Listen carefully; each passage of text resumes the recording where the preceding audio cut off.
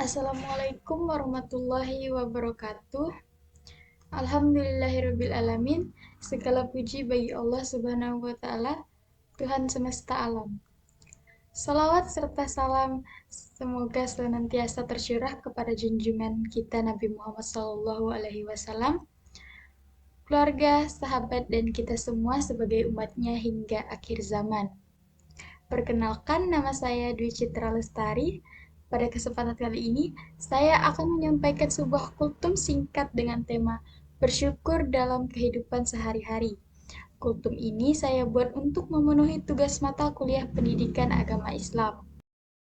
Semoga apa yang saya sampaikan bisa bermanfaat, mengingatkan diri saya sendiri dan juga teman-teman semua tentang pentingnya rasa syukur dalam kehidupan kita.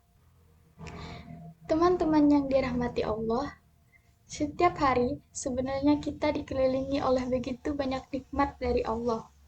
Sayangnya, kadang kita terlalu sibuk melihat hal-hal yang tidak kita miliki, sampai lupa mensyukuri apa yang sudah ada di depan mata.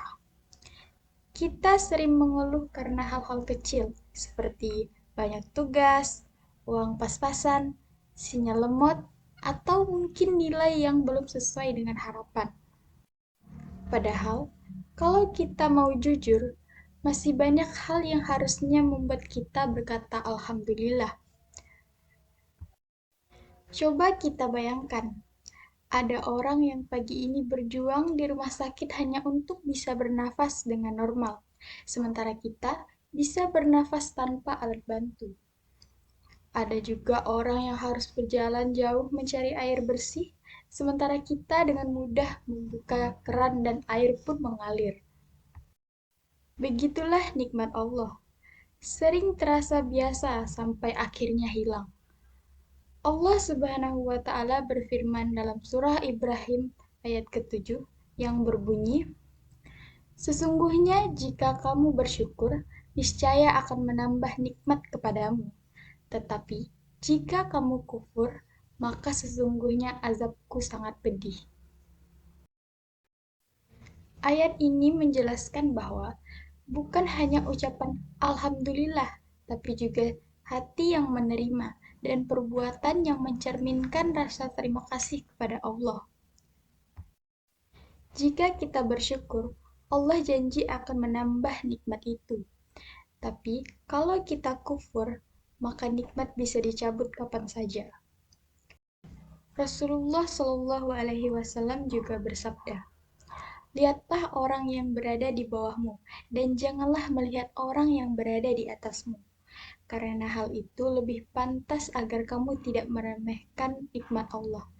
Hadis riwayat Muslim. Hadis ini mengajarkan kita untuk melihat kehidupan dengan sudut pandang yang rendah hati. Saat kita merasa kekurangan, coba lihat mereka yang lebih sulit keadaannya. Maka hati kita akan luluh dan rasa syukur akan tumbuh dengan sendirinya. Teman-teman sekalian, syukur itu bisa dilakukan dengan 3 cara. Yang pertama dengan hati, yang kedua dengan lisan, dan yang ketiga dengan perbuatan. Yang pertama dengan hati, yaitu dengan menyadari bahwa semua nikmat itu datang dari Allah Subhanahu wa Ta'ala.